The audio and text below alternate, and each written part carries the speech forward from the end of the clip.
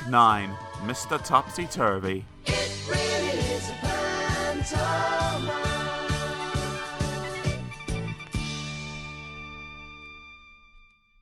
Mr. Topsy-Turvy was a funny sort of a fellow. Everything about him was either upside down or inside out, or back to front. Topsy-turvy, in fact.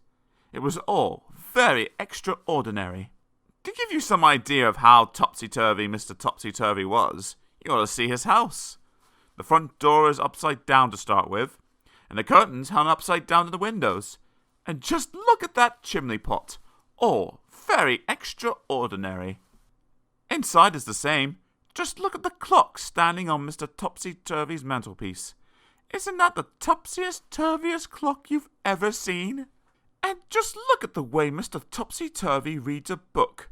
Not only does he read it upside down, but he starts to read it at the back page. And just look where Mr. Topsy-Turvy puts the stamp when he sends a letter to somebody. Have you ever seen anything like it? Now, this story is all about the time Mr. Topsy-Turvy came to the town where you and I live. Nobody is quite sure how Mr. Topsy-Turvy got there or where he came from, but he did arrive because somebody saw him getting off the train. Trouble was, he did it in a topsy-turvy way and got out of the wrong side and fell onto the railway line, which really isn't all that surprising, is it?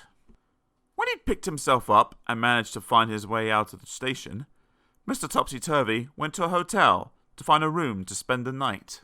The hotel manager tried not to smile when he saw Mr. Topsy-Turvy walk into his hotel, carrying his suitcase upside down, and with his topsy-turvy hat on his head. "Good afternoon, sir," he said. "Can I help you?" Now, something you didn't know about Mr. Topsy-Turvy is the way he speaks. You see, he sometimes gets things the wrong way round. "Afternoon good," said Mr. Topsy-Turvy to the hotel manager. "I'd room I like." The manager scratched his head. "You mean you'd like a room?" he asked. "Please, yes," replied Mr. Topsy-Turvy. Eventually, the hotel manager managed to work out what Mr. Topsy-Turvy was talking about, and he was taken up in the lift to a bedroom. Then, Mr. Topsy-Turvy unpacked his suitcase, put on his pajamas, and went to bed. He was rather tired after travelling from wherever he'd come from. The following day, Mr. Topsy-Turvy went round the town, but what a fuss his going round the town caused.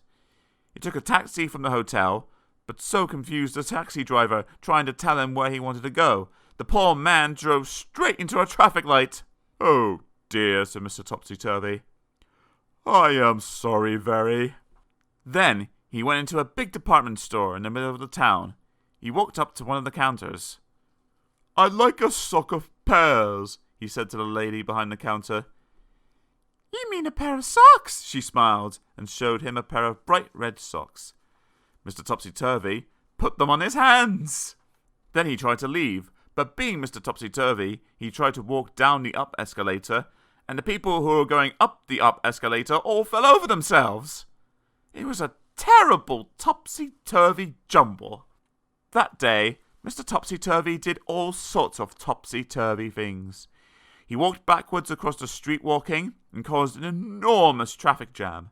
He went to a library and put all the books upside down on the shelves and made everybody extremely cross. Then he went to an art gallery and insisted on hanging all the pictures upside down so that he could look at them properly. And then, after Mr. Topsy-Turvy had been in the town for just one day, he disappeared. Nobody knew how he went or where he went, but he certainly went because he wasn't there anymore. The whole town breathed a sigh of relief. But what the town discovered, even though Mr. Topsy-Turvy had left, was that everything was still topsy-turvy. "Read all it about!" shouted the newspaper sellers, instead of shouting, "Read all about it!" "News is the here," said the television newsreader, instead of saying, "Here is the news." "Morning good," people started saying to each other when they met, and do you how, instead of how do you do. Everybody was talking topsy-turvy. Can you think of something to say that's topsy-turvy? Go on, try.